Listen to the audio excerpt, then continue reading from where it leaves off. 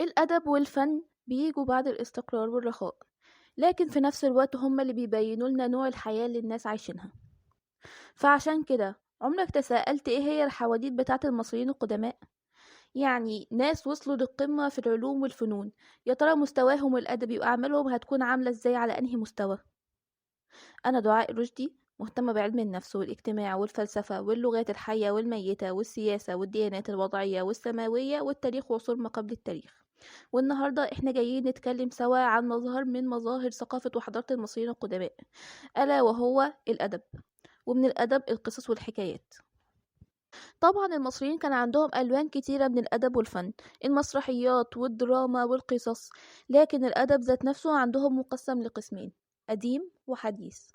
يعني زي أي حاجة، القديم كان منمق ومهذب بطريقة فنية عالية، لكن الحديث بيبقى مندمج مع لغة العامة أكتر من اللغة الأصلية بتاعتهم، قصص شعبية وحواديت وحاجات زي كده. والمهم إنهم كان عندهم الكتابة هي أساس كل حاجة، وأي حد جاي من طبقة قليلة وعايز يعلى كان لازم يتعلم الأول ويترقى اللقب كاتب أو سيش، اللي هو يعني أفندي ومتعلم. ومن هنا يقدر يبقى الكارير بتاعه مزدهر، ممكن يبقى من كبار رجال الدولة، ممكن يبقى من المحافظين، وممكن كمان يبقى الوزير بتاع الفرعون، منه الفرعون حاكم مصر على طول. المهم، خلونا دلوقتي في الكتابة الفنية. احنا النهاردة جايين سوا بقصة مهمة جدا في التراث المصري، ورغم انها من عهد الدولة القديمة الا انها اتكتبت بخط وطريقة الدولة الحديثة تقريبا، يعني اتكتبت بعد 200 سنة من ظهورها وتداولها بين العامة. قصتنا النهاردة اسمها خوفو والصحراء، وهي عبارة عن 5 قصص حكاهم بعض من ولاد الملك خوفو عليه لما جمعهم في أمسية وطلب منهم يحكوا له حواديت، وكل واحد فيهم كان عايز أبوه ينبهر بالحدوتة بتاعته أكبر حاجة.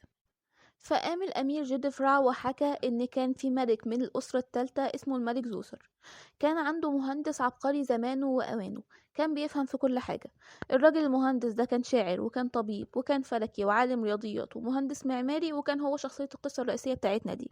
لكن البردية للأسف اتعرضت للتلف من الحتة دي ومعرفاش نكمل ايه اللي حصل مع المهندس. لكن خلوني أحكي لكم عن حاجة. الوزير اللي هم بيتكلموا عنه ده اسمه إمحوتب، وفي مرة في عهد الملك زوسر حصل جفاف لمدة 7 سنين. عشان كده إمحوتب أشار عليه إن هما يخزنوا كل الفايض من أكلهم عشان السنين اللي جاية لحد ما يجي موسم المطر تاني. كمان هو الشخص اللي أشار على الملك واخترع فكرة إننا نبني بالحجارة بدل ما نبني بالطوب. عشان كده هنلاقي كل المعماريات والبيوت اللي من قبل زوسر تالفة حبتين لأن هي معمولة بالطوب، واللي في عهد زوسر ومن بعده صامدة لحد دلوقتي لأن هي معمولة من حجر صلب. المهم، بعد القصة بتاعت الوزير إمحوتب دي ما خلصت، قام الأمير خفرع اللي هو صاحب الهرم الأوسط دلوقتي يحكي حكايته، وقام قايل: أنا جايلك بقصة من أيام ملك اسمه نبكا. وقال إن نبكا ده كان في طريقه لأن هو يروح معبد المعبود بتاع في منف، وقام وقف في نص الطريق عند قصر كاهن ومدون وكاتب ليه اسمه ويب إنور، وقال إنه هيستريح عنده كام يوم لحد ما يكمل سفر. المهم، مين عجبه الموضوع ده؟ مرات الكاهن اللي هو ويب إنور ده، عشان ساعتها أعجبت بشاب من حاشية الملك نبجا اللي جاي عندهم ضيف ده، وحصل ان هي كمان خدت زوجها الكاهن معاه. المهم، مين الوحيد اللي لاحظ موضوع الخيانة ده؟ رئيس الخدم بتاع بيت الكاهن. وفي نفس الوقت هو ما خلصوش اللي حصل وراح حكي للكاهن على كل حاجة، على ان مراته والشاب ده بيتقابلوا وبعد كده بيروح يستحمى كمان في البحيرة بتاعت قصره. قام الكاهن أصر إن هو لازم ياخد حقه، وبعت رئيس الخدم بتاعه إنه يروح يجيب له صناديقه وحاجات السحر والشعوذة بتاعته، وقام عمل من المواد السحرية دي تمساح شمعي صغير، وقام فضل مستني لما يجي الشاب اللي من حاشية الملك ده يستحمى وينزل في البحيرة، وقام قاري على التمساح كام تعويذة كده، وقام رامي التمساح الشمعي في المية، فتحول التمساح الشمعي لتمثال حقيقي وكبير، وأكل الشاب ده واختفى من وسط البحيرة. وبعد ما الملك نبكا استريح براحته في قصر الكاهن، سمع اللي حصل للشاب ده وحوار التمساح، ولأن الشاب ده كان من خدمه كان لازم الكاهن يحكيله ويقوله. المهم، الكاهن بعد ما حكاله طلب الملك يشوف الشاب ده بنفسه، فقاموا راحوا كلهم عند البحيرة، ونادى الكاهن على التمساح عشان يطلع التمساح من قاع البحيرة ويبين الشاب من بين سنانه وهو بيرتجف. قام الكاهن راح قرب من التمساح اللي هو ماسك الشاب في بقه ده، وقام لمسه من راسه عشان يتحول التمساح شمعي تاني. فقام الملك نبكا قال للكاهن انه من حقه يتصرف فيه براحته لان ده خادم خاين، وساعتها قام الكاهن لمس التمساح مرة تانية عشان يتحول لتمساح حقيقي واكل الشاب. وامر الملك نبكا بعقاب الزوجة بانهم يشدوها من اطرافها ويحرقوها ويرموا كمان رمادها اللي متبقي من الحرق ده في النهر. ودي كانت نهاية قصة الأمير خفرع. وكان أثر الحدوتة دي على خوفو بعد ما سمع الحكاية إن هو قعد يترحم على الاتنين، على الملك نبكا وعلى الكاهن وبق نور بتاعه، وأمر بإشعال البخور ليهم وتقديم أضاحي على اسمهم. المهم بعد ما الملك خوفو خلاص سمع الحدوتة وترحم وكل حاجة، رجع زهق من تاني وعايز يسمع قصة كمان. قام الأمير باو إفرع وقف عشان يحكي حكاية، وقام قال للملك خوفو في حكاية من أيام الملك سنفرو والدك، وهي إن سنفرو كان زهقان زيك وقاعد بيدور على حاجة تسليه. قام الكاهن قال له تعالى يا سيادة الملك نركب مركب في بحيرة القصر وانا هجيب لك مغنيات وراقصات وحاجة كده فل. المهم سنفرو فرح جدا بالاقتراح ده، وفعلا راح مع الكاهن في مركب في بحيرة القصر ومعهم المغنيات والاستعراضيات وكل حاجة، وكل شيء كان على المركب تمام لحد ما المغنية الرئيسية سلسلتها أم جوهرة خضراء وقعت في البحيرة، ومن هنا بدأ مزاج كل اللي على المركب يتعكر. فقال ملك سنفرو لها ما تقلقيش انا هجيب لك احلى منها، لكن المغنية قعدت تعيط وقالت له انا مش عايزة احسن منها، انا عايزاها هي بالذات.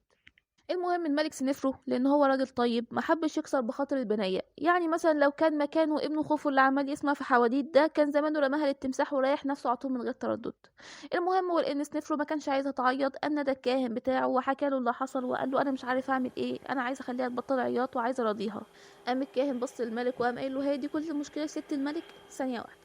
وقام مبرطم بتعويذه سحريه كده فتقوم ميه البحيره كلها تتقسم نصين، تتكون عن اليمين وعن الشمال وتبان ارض البحيره في النص، ويبان من ارض البحيره لمعان الجوهره الخضراء.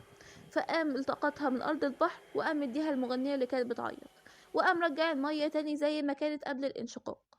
المهم المغنية دي أول ما خدت السلسلة بتاعتها قامت لابساها وفرحت جدا وبطلت عياط، وسنفرو فرح والكاهن فرح وخوفو عجبته القصة وفرح، وقام قام خدامه برضه بتقديم أضاحي على اسم الملك سنفرو أبوه احتراما وتقديرا ليه هو وأعماله. وطبعا القصة دي بتفكرنا كلنا بشق سيدنا موسى عليه السلام للبحر، والعبور ببني إسرائيل اللي مذكور في التوراة والقرآن، واللي هي طبعا حصلت بعد القصة دي بكتير. طبعا الجو عالي دلوقتي والقصة بتاعت بقى إفراع دي شعللت الدنيا. قام الأمير حددف واقف على حيله كده وقام قايل لخوفه بطريقة توغوش ياما ناس ماتوا وكانوا بيعملوا معجزات لكن احنا منعرفش هل دي حقيقة ولا مجرد هجس وتخاريف.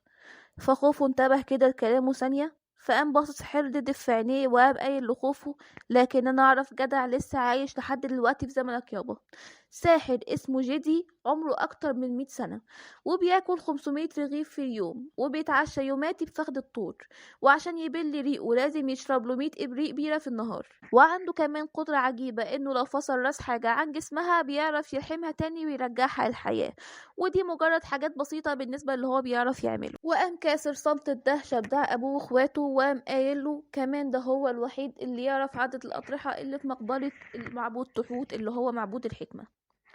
وساعتها خوفو اهتم جدا بالحوار ده وقام امر الامير حددف ان هو وتحت اي تمن لازم يروح يجيب الجدع اللي اسمه جدي ده من تحت تقطيع الارض وفي قالب خاص ليه، وينقل معاه كل كتبه ومخططاته واي حاجه بتمزجه لازم يجيبها معاه شخصيا. المهم في النهايه حددف راح وعمل الكلام ده كله ولقى الراجل ده من تحت تقطيع الارض وجابه هو وكتبه في مركبه الخاص فعلا، وقام جه القصر لابو خوفو. طبعا خوفو كان معجب جدا بكل الكلام الحلو اللي قاله حرددف عليه، لكن كان مستني حاجة عملي، فقال له انا عايزك تفصل راس حد وترجعه تاني للحياة، وقام منادي على خدمه عشان يجيب سكين محكوم عليه بالاعدام يجرب فيه. شفتوا بقى دلوقتي الفرق بين خوفو وسنفرو؟ المهم جدي اترعب وقال ان هو مستحيل يجرب في روح حد عشان ده شيء يغضب الالهة. قام خوفو قال له تمام، وقام امر خدامه بان هم يجيبوا لجدي وزة وسكينة عشان يفصل راسها عن جسمها، وفعلا جدي فصل راس الوزة دي بالسكينة وقام حاطط الراس في حتة والجسم في حتة تانية في القصر، وقام سايبهم شوية لحد ما بدأوا يقربوا لبعض وفعلا التحموا والوزة رجعت للحياة وقعدت تكاكي. قام خوفو فرح والوزة فرحت وجدي فرح وحرددف فرح وكلنا فرحنا. قام خوفو ما حبش يخلي سبيل الراجل على كده، لا ده كان بالنسبة له مجرد تمهيد اللي هو عايزه اصلا يعمله له، مجرد اثبات يعني. قام خوفو باص لجدي وقام قايل له انا سمعت انك تعرف عدد الاضرحه اللي في مقبره المعبود تحوت، لكن جدي قال انه ما يعرفش الحوار ده، لكن خوفو اصر على انه يقول له اسماء حتى البعض منها.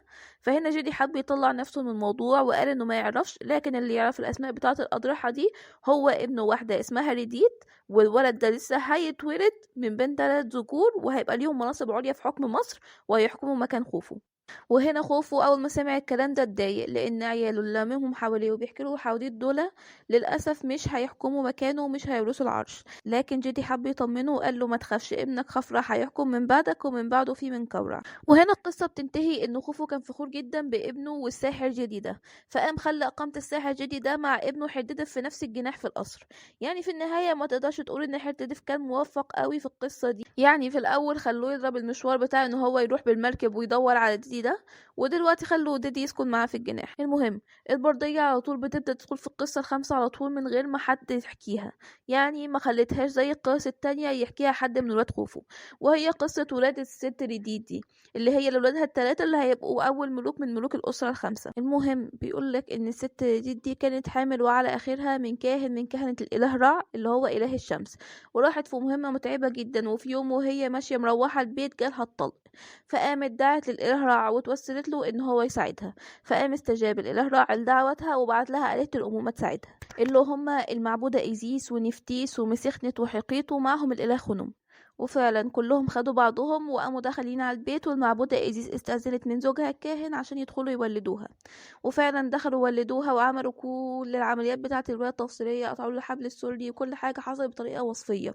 وفي النهاية أول ما خلصوا قامت إيزيس طالعة قامت مطمنة جوزها عليها. وطبعا الراجل الكاهن اللي هو جوز الست دي كان محرج جدا إن هما ولدوا مراته، وفي النهاية ما عادوش حتى يشربوا حاجة. ففي النهاية قام ادالهم شكارة شعير عشان يعملوها بيرة ويشربوها. فقاموا اخدوا الشكارة دي ومشيوا. ويا دوب بدأوا يبعدوا عن البيت قامت إيزيس قامت شاهقة كده وقامت قايلة ايه ده، احنا ما باركناش الأطفال دول بأي حاجة وما عملناهمش أي هدية مباركة. فقاموا في النهاية عملوا لهم 3 تيجان صغيرة ذهبية وقاموا مخبيينها في شكارة الشعير. وبعد ما عملوا التيجان الذهبية دي كانوا محتاجين يرجعوا الشكارة دي لبيت الست دي عشان لما الأطفال يكبروا ياخدوا التيجان ويبقى يعرفوا ان هم من حقهم ملك مصر. ففي النهاية عشان يعملوا ده كله قاموا عاملين حيلة صغيرة، قاموا عاملين عاصفة وبسببها قاموا رجعوا لنفس المكان تاني.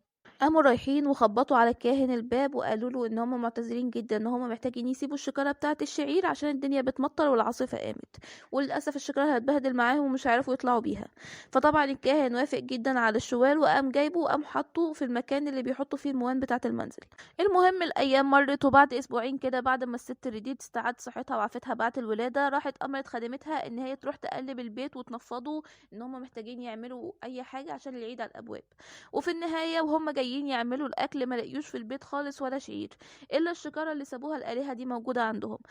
قامت ريديت اللي هي ست أم الولاد دول قامت رايحة قايلة للخدامة بتاعتها مش مشكلة إن هي تاخد من الشكارة بتاعت الآلهة وهم بعد كده يعبوها قبل ما يجوا الآلهة.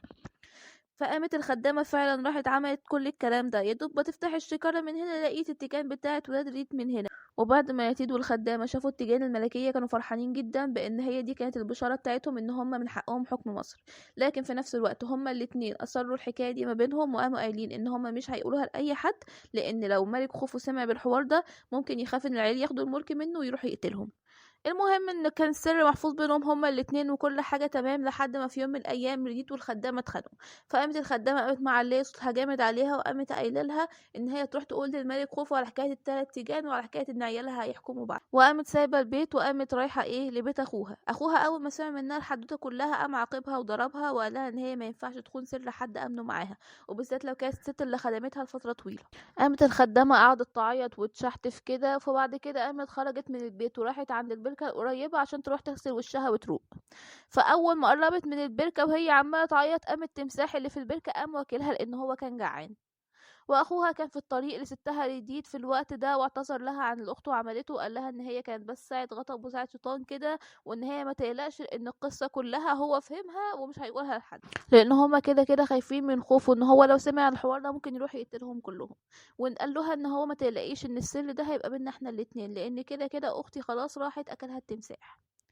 المهم مش معروف القصة هل خلصت هنا ولا البردية هي اللي انتهت هنا، اتقطعت اتكسرت حاجة زي كده. لكن المعروف ان ال3 اطفال دول هيكبروا هيبقوا ملوك مصر اللي هم بداية الاسرة الخمسة اللي هم خدام اله الشمس.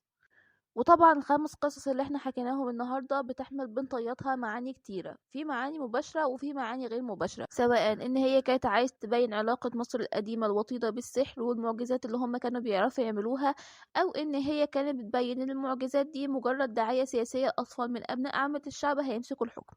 والدعاية السياسية هنا هي ان هم يقولوا ان الآلهة بذات نفسهم هم اللي ادولهم التيجان، وساعتها هيبقى هم من حقهم اصلا الحكم لان الاله هو اللي اختارهم بذات نفسه. فهي في النهاية طريقة من طرق التحايل على فكر الناس المصريين ودينهم بان هم من حقهم الشرعية وان ده كله في مصلحتهم لان هم عملوا حاجات كتير وهم هيبقوا ملوك كويسين حتى لو كانوا مش من دم ملكي. القصة خلاص خلصت. اتمنى لو عجبتكم تعملوا لايك وتمنشنوا صحابكم اللي بيحبوا قصة او بيحبوا الحضارة المصرية القديمة، واتمنى ان انتوا تشاركوه لان ده فعلا بيساعد جدا الفيديو ان هو ينتشر. ولو اي حاجة عايزين تقولوها اكتبوها في التعليقات وهنتناقش معاها في حلقة تانية. شكرا جدا ليكم واستماعكم، والسلام عليكم ورحمة الله وبركاته.